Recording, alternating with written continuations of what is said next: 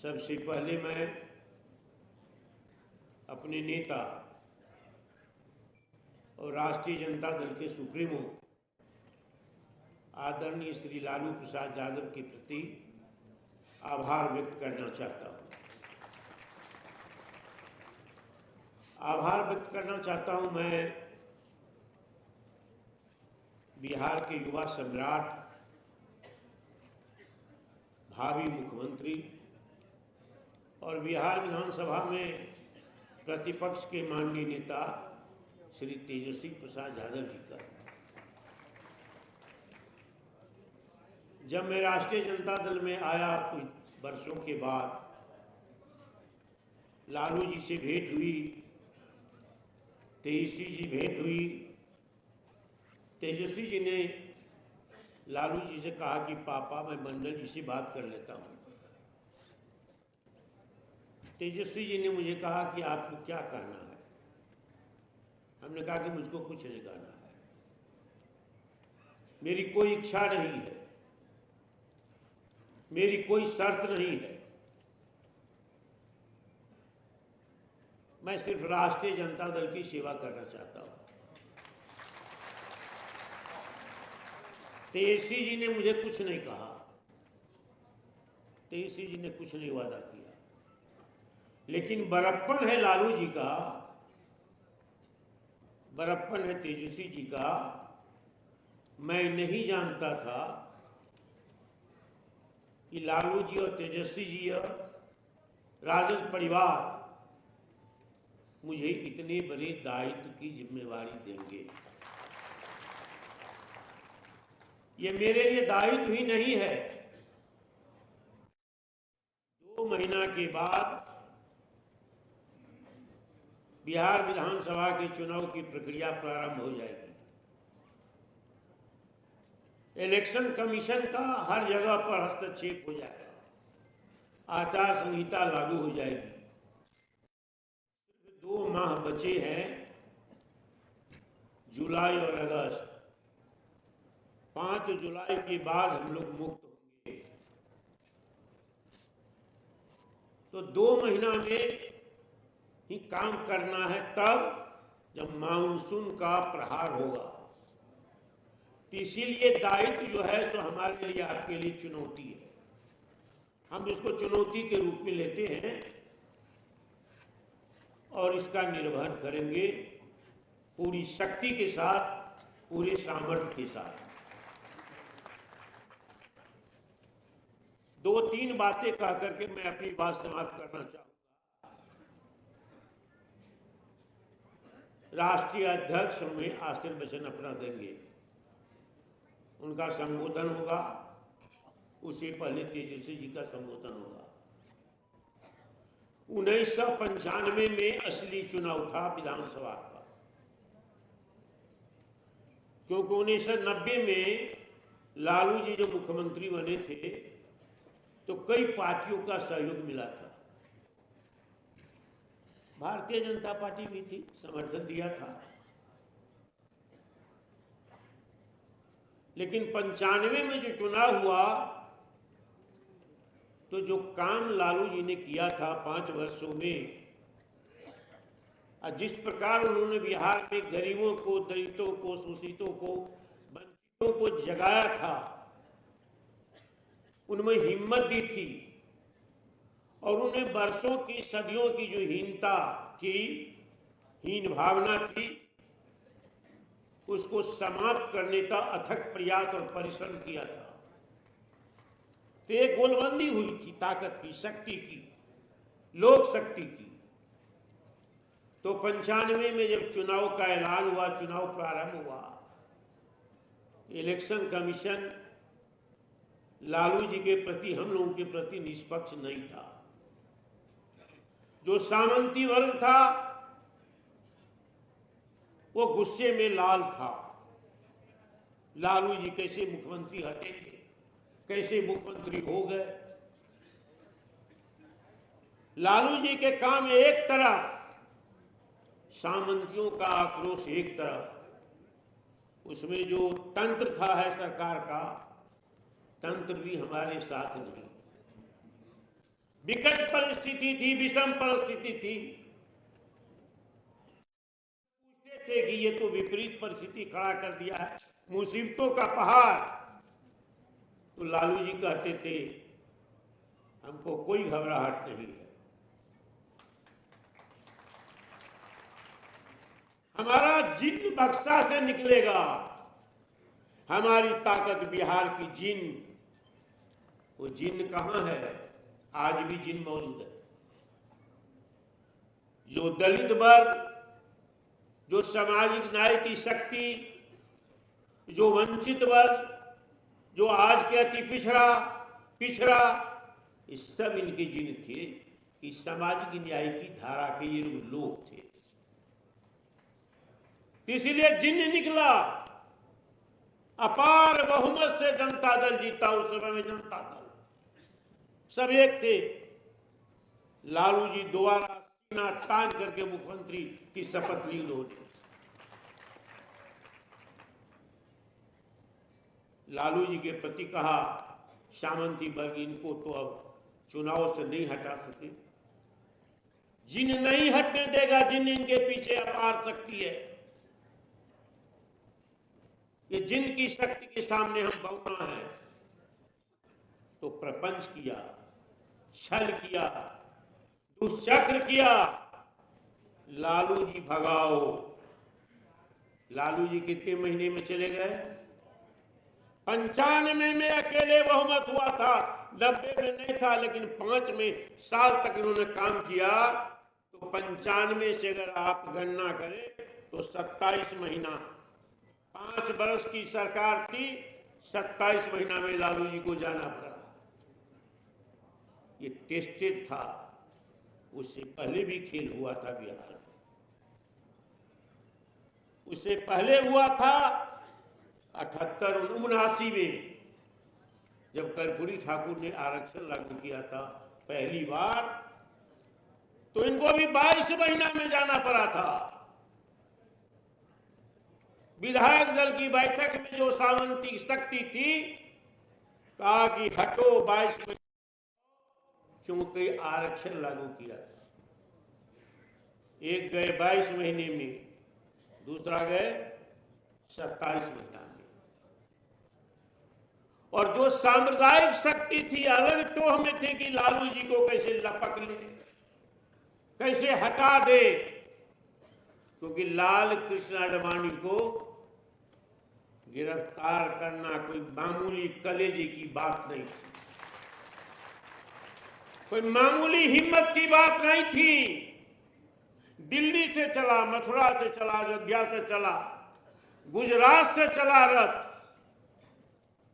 किसी सरकार ने हिम्मत नहीं की, कोई किसी मुख्यमंत्री ने हिम्मत नहीं की। लालू जी ने पहले कहा कि बिहार में घुसने दीजिए, लालू यादव इसको गिरफ्तार करेगा, बिहार में हम सामुदायिक सौहार्द को कभी बिगड़ने नहीं देंगे, हमारी सरकार रह जाए। वो चैलेंज किया। रोहतास में एंट्री हुई थी, भभुआ में, हमारे भी कई कलेक्टर को देख चुका लालू जी ने। अंत लाल कृष्ण आडवाणी को बिहार की धरती पर समस्तीपुर में लालू यादव ने कहा कि हम गिरफ्तार करेंगे, गिरफ्तार करके मसानजोर डैम में भेज दिया। लालू यादव के प्रति जो सांप्रदायिक शक्तियां थी वो दूर से खड़ी थी कि लालू जी को कैसे हटाया जाए। हटा दिया, जेल भेज दिया, छल से, प्रपंच से। मैं आज भी कहूंगा वो छल प्रपंच था। तो आज लेकिन लालू जी की जिन की शक्ति आज भी कायम है। क्यों? कि आज भी वो कहता है, जब जाते हैं कि तुम कहते वोट नहीं देते हो, कहा कि वोट नहीं देते कई कारण है, लेकिन मेरे मुंह में, मेरे बेटा के मुंह में बोली लालू जी ने दी। और वो नौजवान भी कहता था कि मेरा बाप सिपाही की पगड़ी देख करके भाग जाता था।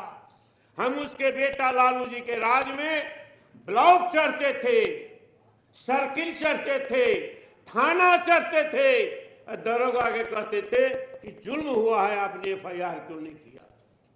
ये हो गया जंगल राज। जिसका बाप डरता था लाल टोपी से उसका बेटा थाना पहुंच गया तो वो हो गया जंगल राज। और जिसके राज में पूर्णिया में बलात्कार अबोध लड़की की, नाबालिग लड़की की, सामाजिक कमजोर लड़की की होती है, FIR नहीं होता है, और वहां से पद यात्रा करके पीड़ित परिवार और दूसरे लोग पटना गवर्नर हाउस पहुंचता है, तो वो है सुशासन राज। कैसा मापदंड? आज जंगल राज की यहां चर्चा हुई, मैं सहमत नहीं हूं। ये जंगल राज हमारे लिए गाली है। 5 वर्षों के लिए मुख्यमंत्री हमारे चुने जाएंगे, 22 महीना में चले जाएंगे, 5 वर्षों के लिए चुने जाएंगे, 27 महीना में चले जाएंगे।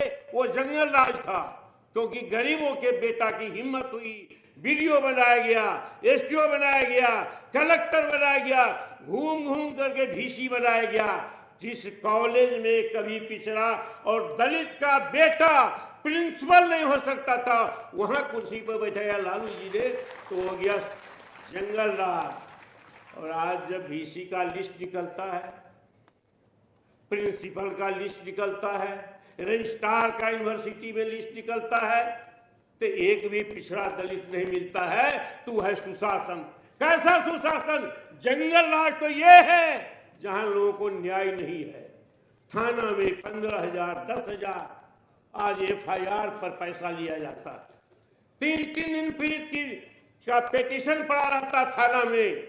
जब तक 10,000 रुपया नहीं लेता है, चाहे थाली बेचे, चाहे जमीन गिरवी रखे, FIR करना है तो 10,000 देना है। वो कौन राज है? वो है सुशासन राज। आप हैं सुशासन बाबू। जमीन की दाखिल खारिज नहीं होती है, परेशानी होती है, यह है सुशासन राज। पुल गिरता है, पुलिया गिरती है, सड़क ध्वस्त हो जाती है, यह सुशासन राज। तो क्या तुलना है? तो गाली है।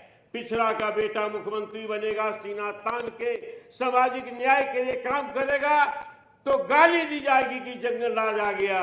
और जब पिछड़ा को न्याय नहीं मिलेगा, गरीबों को न्याय नहीं मिलेगा, FIR नहीं होगा, उसको दबाया जाएगा, उसके बेटियों का बलात्कार होगा, तो कहेगा ये सुशासन राज है। चुनौती देकर के मुकाबला करना चाहिए। जंगल राज का नारा अपने पास रखो। ये गरीबों के लिए, वंचितों के लिए, दलितों के लिए, पिछड़ों के लिए, अति पिछड़ों के लिए गालियां। गाली मत दो। 20 साल तुमने गाली दी, अब गाली बर्दाश्त नहीं करेंगे। हम एक होंगे। हम जीन है तो हम गोलबंद होंगे। जीन है तो हमारा नेता लालू के स्थान पर उनका बेटा तेजस्वी प्रसाद यादव है। हम तेजस्वी प्रसाद यादव को यही नारा लेकर के हमको और आपको जाना है। लालू यादव को पूर्ण बहुमत या जय बहुमत था तो 27 महीना में चले गए, क्योंकि उन्होंने गरीबों के लिए काम किया।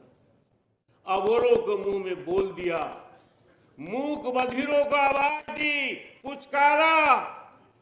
कर्पूरी ठाकुर ने आरक्षण लागू किया, गरीबों का, रोहियार को, सोलकर को कहा उसको न्याय मिलेगा, तो 22 महीना में चले गए। जिनको बहुमत कभी नहीं मिला, नीतीश कुमार को बहुमत नहीं मिला, 45 MLA लाया तो मुख्यमंत्री है, कभी 50 MLA लाता है। क्यों? किसके दम पर टिका हुआ है? ये शिखंडी है।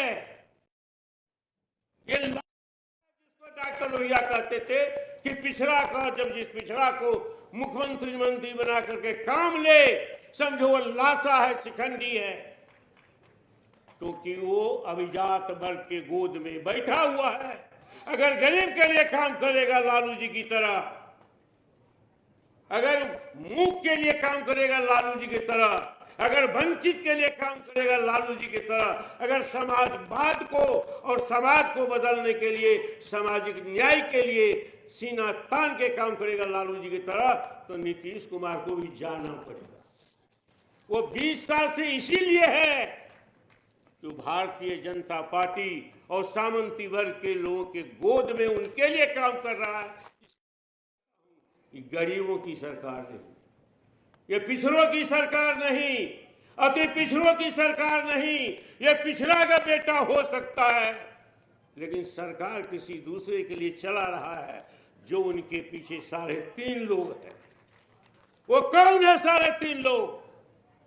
जो हमारे लोगों के लिए बाधक है, जो सामाजिक न्याय के लिए बाधक है, जिसने लालू जी को हटाने के लिए छल प्रपंच किया था, जिन्होंने कर्पूरी ठाकुर को 22 महीने में भगाया था मुख्यमंत्री के कुर्सी से, वो सारे लोग उनके गोलबंदी करके उनसे काम ले रहा है। इसीलिए नीतीश कुमार 20 साल से बने हुए हैं।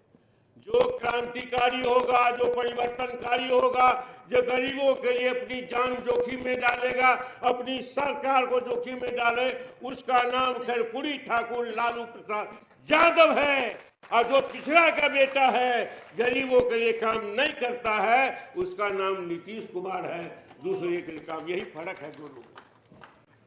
अब एक बात कह करके मैं खत्म करूंगा अपनी बात। पहली बार जब लालू जी ने नीतीश कुमार जी को सहलाया था, लालू जी को अपने गोद में बैठाया था लालू जी ने नीतीश कुमार को, और गठबंधन की पहली सरकार बनी थी, और फिर वो चले गए बीजेपी के गोद में, तो असेंबली हुई पहली। तो बिहार के कोने कोने में जब हम गए घूमे, टेलीफोन आया तो कहा कि तेजस्वी जी का परचम लहरा रहा है। कैसे लहरा रहा है? विधानसभा में जब वो मुख्यमंत्री उप मुख्यमंत्री से हटे और नीतीश के सामने खड़ा होकर के प्रतिपक्ष के नेता की हैसियत से भाषण दिया, तो लोगों को उम्मीद नहीं थी कि ये बालक ऐसा अपना परचम लहराएगा। विधानसभा में लोगों ने कहा कि तेजस्वी प्रसाद यादव में तो असीम संभावना है, असीम समझदारी है, गजब का भाषण दिया, गजब का ललकारा नीतीश कुमार को, गजब का जवाब दिया। ऐसी अपेक्षा तो हम करते नहीं थे। उन्होंने झंडा लहरा दिया। तेजस्वी प्रसाद यादव तो उसी बार एस्टैब्लिश हो गए, उसी बार एस्टैब्लिश हो गए कि बिहार के भावी मुख्यमंत्री है, उसमें सारी संभावना है। और दूसरी बार दौड़े दौड़े दूसरी बार भी थोड़ी दूरी है, इधर लालू जी हैं, उधर नीतीश जी हैं, दौड़ के चले आए। तेजस्वी जी ने 2 बातें की। लालू जी तो ओघरदानी है, नहीं लेना चाहिए था, ले लिए। नहीं माफ करना चाहिए तो माफ कर दिया, नहीं समर्थन देना चाहिए तो शामिल हो गए महागठबंधन में। नीतीश कुमार को ले लिए। तेजस्वी जी के पास दृष्टि है, नौजवान है ना, नौजवानों को जैसे दृष्टियां आती है। उन्होंने कहा कि 2 शर्त हमारी है सरकार बनाने के लिए। एक शर्त है कि बिहार में बेरोजगारी बहुत है और पद रिक्त है, और पद रिक्त है तो 10 लाख लोगों को नौकरी देने की राज्य सरकार की क्षमता है। नीतीश कुमार ने कहा कि पैसा कहां से आएगा, पद कहां है? कहा कि पद तो रिक्त पड़ा है और आपकी सरकार ने फैसला लिया है कि पद रिक्त होगा, पद स्वतः समाप्त हो जाएगा। और दूसरी तरफ आरक्षण के सिद्धांत की अवहेलना हो रही है कि आउटसोर्सिंग से नियुक्तियां की जा रही है, बैकडोर से, उसमें आरक्षण लागू नहीं होता है। आपको तर्क के साथ समझाया कि 10 लाख नौकरियां आप दे सकते हैं 1-2 साल के अंदर, आप तैयारी कीजिए, ये शर्त मंजूर हो तो हम आपके साथ जाने के लिए तैयार है। कहा कि ठीक। आज बिहार के नौजवानों को 5 लाख बेरोजगार लोगों को काम मिला है, नौकरी मिली है, तो उसका संपूर्ण श्रेय श्री तेजस्वी प्रसाद यादव को जाता है। नीतीश कुमार को लगा कि ये तो श्रेय जा रहा उन्हीं को, नौकरियां मिल रही है लोगों को, 5 लाख तक पहुंच गया, सरकार से भागा। दूसरी बात कहा कि जात आधारित गणना करानी होगी, ताकि पता चले कौन जात कहां छुपा हुआ है, विकास की धारा किसके यहां पहुंची है, नहीं पहुंची है, किसकी कितनी आबादी है, किसकी कितनी हिस्सेदारी है। जनगणना संविधान सम्मत है, जनगणना कराइए। पहले तो नाकुर नुकुर किया, आना था, मान लिया, जातीय जनगणना हुई। अगन परिणाम के बाद तेजस्वी ने कहा कि सबसे पहला काम कीजिए, आप आरक्षण की सीमा बढ़ाइए। 65% पिछड़ों को आरक्षण किया, 49.5 है अभी, और 65% सुप्रीम कोर्ट जो खत्म कर दिया। बिहार के पिछड़ों में बड़ा भारी मैसेज गया थी, पिछड़ों में कि तेजस्वी प्रसाद यादव ने तो कमाल कर दिया, बेकारों को काम दिला दिया 5 लाख, और ये 65% आरक्षण बढ़ा दिया। नीतीश के लिए एक बहुत परेशानी का सवाल था कि तेजस्वी जी का नाम हो रहा है, सरकार तोड़ दिया, फिर पलटू राम हो गए, चले गए। लेकिन 65% आरक्षण खत्म हो गया तो तेजस्वी जी ने कहा कि डबल इंजन की आपकी सरकार है, हिम्मत है, अगर आप पिछड़ों के हितैषी हैं, अगर गरीब के हितैषी हैं, सामाजिक न्याय के सिद्धांत को मानने वाले हैं और हिम्मत है, तो भारत सरकार से बात कीजिए, हम आपके साथ रहेंगे। तभी आप इस 65% आरक्षण की सीमा को आप संविधान के 9वें अनुच्छेद में डालिए। नहीं हिम्मत है, नहीं डाल सकते, ये लड़ाई है। डेली तेजस्वी प्रसाद यादव ने चुनौती दी है बराबर। तो ये मामूली लड़ाई नहीं है, मामूली दृष्टि नहीं है। और सोर्सिंग बड़े बड़े लोगों ने नाम आ रहा कि अरबपति हुए, क्या काम है जी, और सोर्सिंग का धंधा चला रहे हैं, बड़ी बड़ी कंपनी बना करके। ये खत्म होना चाहिए बिहार में, ये नीतीश के चलते नहीं खत्म होगा। अब अंतिम बात ये कहना चाहते हैं, अति पिछड़ा के लिए 36% अति पिछड़ा की संख्या, उसकी हिस्सेदारी बताई जाती है। और बिहार में राष्ट्रीय जनता दल आज भी अपने सकारात्मक जनाधार के आधार पर नंबर 1 पार्टी है। 78-79 सीट जीतने के बावजूद तेजस्वी प्रसाद यादव प्रतिपक्ष के नेता हैं, और 45 सीट जीतने पर नीतीश कुमार मुख्यमंत्री हैं। यही है बिहार की स्थिति। 36% जो आरक्षण में लालू जी का जिन्न है, लालू जी ने उनके लिए काम किया है, लालू जी ने उनके लिए गालियां सही है। आज भी जाते हैं गांव में, इलाके में घूमने के लिए, तो गरीब का बेटा, गरीब का बाप, वो अति पिछड़ा कहता है हमको बोली जुबान और हिम्मत लालू यादव से मिली है।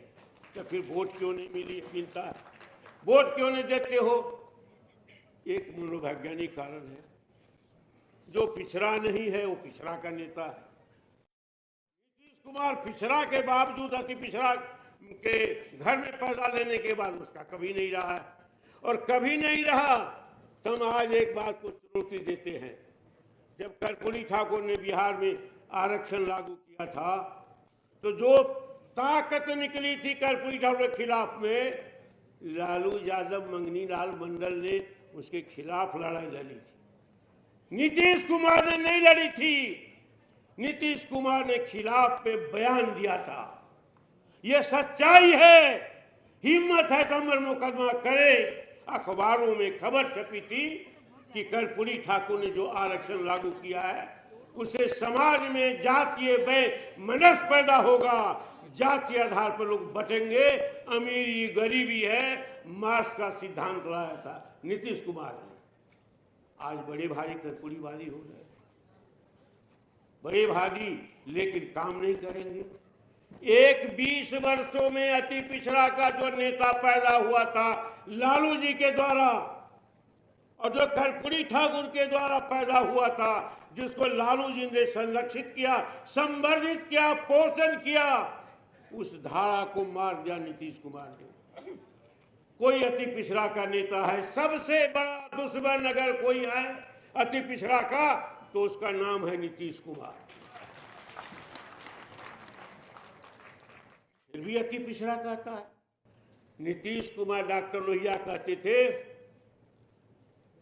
कि जो सच्चा नेता होता है अपने जुबान से वो काम करके दिखाता है, लेकिन उसकी पहचान है कि उसके अगल बगल कौन है, वो बैठता है किसके साथ, वो खाता है किसके साथ, वो बोलता है किसके साथ, ये उसकी पहचान है। ये डॉक्टर लोहिया का दर्शन है।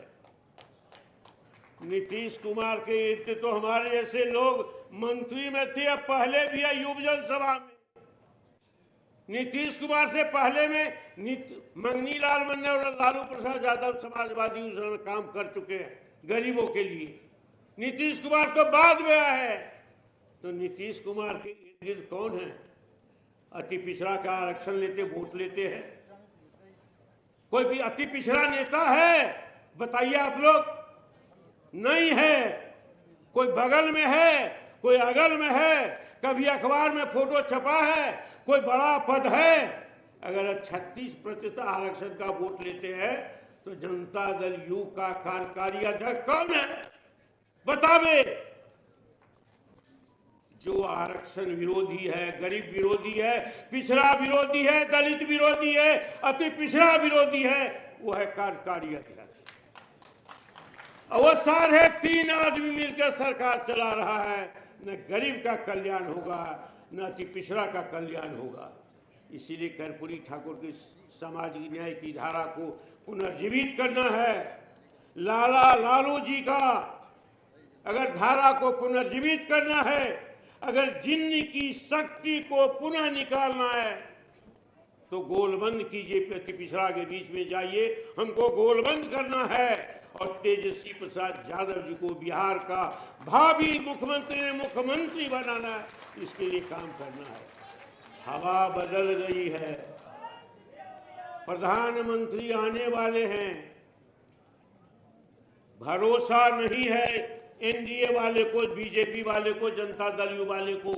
इस बार तेजस्वी प्रसाद यादव ने माहौल बदल दिया, हवा बदल गई है, सरकार जाने वाली है, हिल गई है। इसीलिए नरेंद्र मोदी को बार बार बिहार आने वाला है, इसका मतलब यही है। इसीलिए आप यहाँ से, हम यहाँ से जाए, 2 महीना हमें समय है। ये चुनौती के रूप में स्वीकार करें और समाज के हर तबका को, खास करके लालू जी के जिन को पुनः संगठित कीजिए, उसके बीच में जाइए और अब की बार अपनी सरकार बना करके तेजस्वी प्रसाद यादव को मुख्यमंत्री बना देना है। इन्हीं बातों के साथ हम अपनी बात समाप्त करते हैं। बहुत बहुत धन्यवाद।